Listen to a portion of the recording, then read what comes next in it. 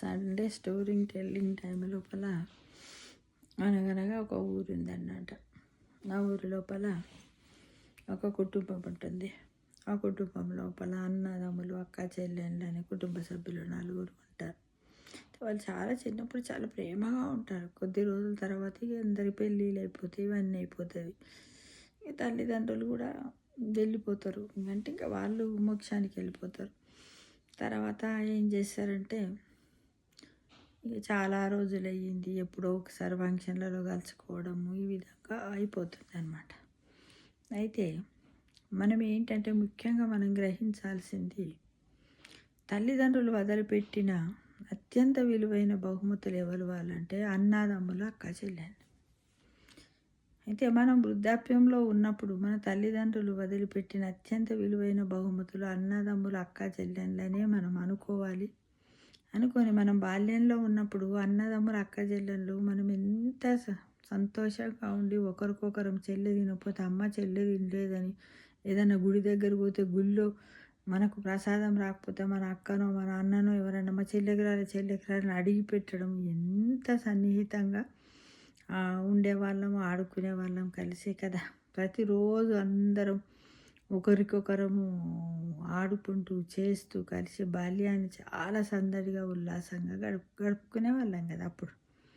అయితే పెద్దయ్యాక మనము సొంత కుటుంబాలను కలిగిన తర్వాత, ఎవరి జీవితాలు వాళ్ళకైన తర్వాత అప్పుడప్పుడు కలుసుకోవడం కలుగుతుంది. అయినప్పటికి కూడా మనం అందరితో కలిసి ఉండే ఏకైక లింకు ఎవరు? మన తల్లిదండ్రులే కదా. వాళ్ళే కదా మనకు జన్మ ఇచ్చిండ్రు, కాబట్టి వీళ్ళతోటి మనం ఉంచుకోవాలి. అయితే మనం వృద్ధాప్యం సమీపించే సమయానికి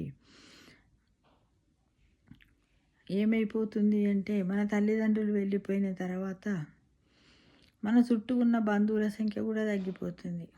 అప్పుడే మన క్రమంగా ఆప్యాయత యొక్క విలువ తెలుస్తుంది. తల్లిదండ్రులు ఉన్నప్పుడు వాళ్ళు దగ్గరికి వచ్చేవాళ్ళు, వీళ్ళు మనం పోయేవాళ్ళము చాలా కలిసి. వాళ్ళు పోయిందంటేనే మనకు 50% బంధుత్వము, ఆప్యాయతము తగ్గిపోతుంది. అప్పుడే మనకు వాళ్ళు పోయిన తర్వాతనే వాళ్ళ విలువ మనకు తెలుస్తుంది ఫ్రెండ్స్. అయితే నేను ఇటీవల చాలా చోట్ల మనం చూసినట్టయితే, ఆ కుటుంబంలో ఒక కుటుంబాన్ని ఇందాక చెప్పిన కదా మీకు, ఆ కుటుంబాన్ని చూస్తే అందులోపల 101 ఏళ్ళ 100 సంవత్సరాలకు పైబడ్డ ఒక అన్నయ్య, దాదాపుగా ఒక 96-98 సంవత్సరాల ఒక చెల్లెని చూడడానికి పోయిందంట. కొంత సమయము గడిచిన తర్వాతనట ఇద్దరు కూర్చున్నారు, చూసిండ్రు, మాట్లాడిండ్రు, కలిసిండ్రు, తిన్నారు. ఎంతసేపు ఉండలేరు కదా. అయితే వెళ్ళిపోతుందంట. ఇక పోతున్న చెల్లె అది ఇది అని చెప్పుకుంటూ వెళ్ళిపోయిందంట.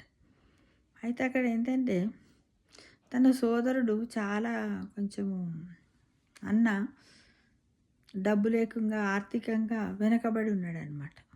ఇది నిజమైన ఇట్లా జరుగుతున్నాయి అక్కడక్కడ. ఉంటే చెల్లి ఏమనుకుంది, ఉన్నది పోయింది, తిన్నది అంత అయింది, మంచిగా కార్లో వచ్చింది, కార్లోనే పోతూ ఉన్నప్పుడు కొంత దూరం పోయింది. దూరం పోయినాక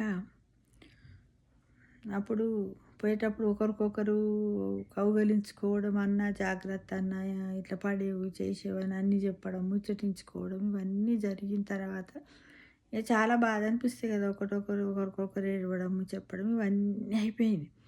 కొంత దూరం పోయిన తర్వాత అప్పుడు ఆమె జ్ఞాపకం వచ్చిందట, ఏందరే మా అన్నకి నేను కొంచెం డబ్బన్నా సాయం చేసేది ఉండే, ఎందుకంటే ఆయన ఆర్థిక పరిస్థితి బాగలేదు అని.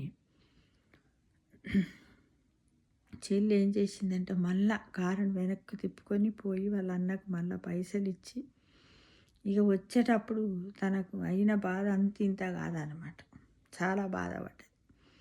అయితే ఇప్పటికి కూడా అలాంటి వ్యక్తులు ఉన్నారని నిజంగా కొన్ని చోట్ల ఉన్నారు, గమనించే నేను ఇదంతా ఒక కథ రూపంలో మీకు చెప్తున్నాను ఫ్రెండ్స్. అయితే నిజంగా ఈ వృద్ధాప్యం వచ్చిన తర్వాత అన్న చెల్లెళ్ళు కలిగి ఉండడం, వాళ్ళు ఎంతో అదృష్టవంతులు, వాళ్ళ సంపాదన ఎక్కువ. కానీ చాలామందికి రక్త సంబంధం ఉన్న వ్యక్తిని కలిగి ఉండటము ఎంత ముఖ్యమో వృద్ధాప్యంలోకి వచ్చిన తర్వాతనే తెలుస్తుంది. అప్పటిదాకా మనకు బాగా బలం ఉంటుంది కదా, ఇటు పోతాం అటు పోతాం, పనులు ఎక్కువ ఉంటాయి, బిజీ ఉంటాం, అప్పుడు మనకేం ఎవ్వరి విలువ తెలియదు. పూర్తి వృద్ధాప్యం అంటే నడవలేని స్థితిలో బెడ్ పెయిన్ ఉన్నప్పుడు అప్పుడు మనకి తెలుస్తుంది. ఎవరన్నా వచ్చి ఒక్క ఫ్రెండు వచ్చి బాగా మాట్లాడిచ్చిన పక్కింటి వాళ్ళు ఇంటి వాళ్ళు కదా. అందుకే స్నేహితులను దూరంగా వెళ్ళిపోవచ్చు, పిల్లలు పెరిగి ఎగిరిపోవచ్చు, కానీ మీ పక్కన మీ జీవిత భాగస్వామి తప్ప మీ జీవితపు చివరంకాన్ని పూర్తి చేయడానికి మీ అన్నదమ్ములు అక్క చెల్లెళ్ళు మాత్రమే ఉంటారు. మీరు మనలో ఎవరైనా చనిపోయేంత వరకు అన్నదమ్ములు అక్క చెల్లెళ్ళు ఉన్నారంటే మనంత గొప్ప కోటీశ్వరులు ఎవ్వరూ లేరు. మనమే శ్రీమంతులము, మనమే కోటీశ్వరులు. అది లేని వాళ్ళు నిజంగా పేదవాళ్ళ కిందికే లెక్క. మనకు డబ్బు ఉన్నా సరే అక్క చెల్లెళ్ళు అన్నదమ్ముల సంపద లేకపోతే మన పేదవాళ్ళమే ఫ్రెండ్స్. దయచేసి ఎందుకంటే ఇప్పుడు మీకు ఎందుకు చెప్తున్నా అంటే వారితో కలిసిమెలిసి ఉండడం వల్ల ఎలాంటి ఇబ్బందులు వచ్చినా భయపడము. మన వృద్ధాప్యానికి చేరుకున్న తరుణంలో దయచేసి మీ అన్నదమ్ములు అక్క చెల్లెళ్ళతో కరుణ, ప్రేమతోటి, దయతోటి ఉండండి. గతంలో ఏది జరిగినప్పటికి కూడా వాటిని అన్నింటినీ పక్కన పెట్టేసి సహనంతో ఒకరినొకరు క్షమించుకుంటూ ఉండాలి. అన్నదమ్ములు అక్క చెల్లెళ్ళ మధ్య విడదీయలేని ముడి లేదు, తొలగించలేని కవచం లేదు. మనని ఎవ్వరు కూడా విడదీయలేరు. కాబట్టి ఆ విధంగా మనం ఉండాలి ఫ్రెండ్స్. ఎప్పుడు పాతది కొత్తది అంటాం కదా, పాత చేదు సంగతులతో ఎప్పుడు పోవద్దు. వెనుకటైనటువంటి పగలు, ద్వేషాలు ఎలాంటి వాటిని కూడా పోకుండా పరస్పరం ప్రేమతో సంబంధాలను మనం మెరుగుపరచుకోవాలి. ఎందుకంటే మన తల్లిదండ్రులు మన కోసం వదిలిపెట్టిన అత్యంత విలువైన బహుమతులే మన అన్నదమ్ములు అక్క చెల్లెళ్ళని మనం ఈ కథ ద్వారా తెలుసుకొని అందరితో ఉండడానికి మనకున్నటువంటి మన కుటుంబంలో ఉన్న పిల్లలకు కానీ ఎవ్వరికి కానీ మనం ఈ విషయాల గురించి మనం చెప్పాలి.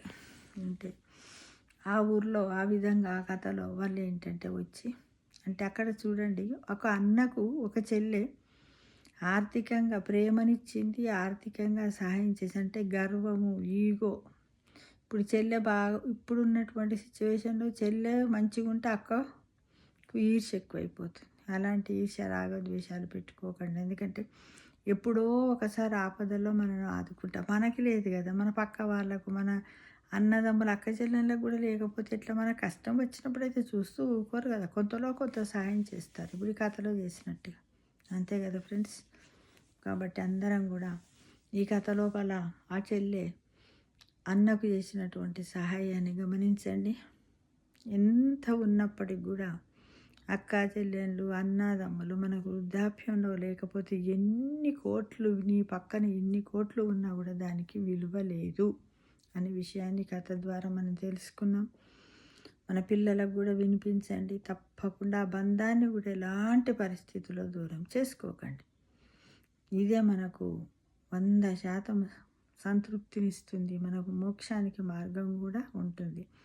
పెద్ద చిన్న అనకుండా ఏమన్నా ఉంటే కూడా పోయి కలవండి, మాట్లాడండి. కనీసం సంవత్సరంలో ఎంత వృద్ధులైనప్పటికీ ఒక 2 రోజులన్నా కలిసి ఉండడానికి ప్రయత్నం చేయాలని వీడియో ద్వారా ప్రతి ఒక్కరిని ఆశిస్తున్నాను ఫ్రెండ్స్.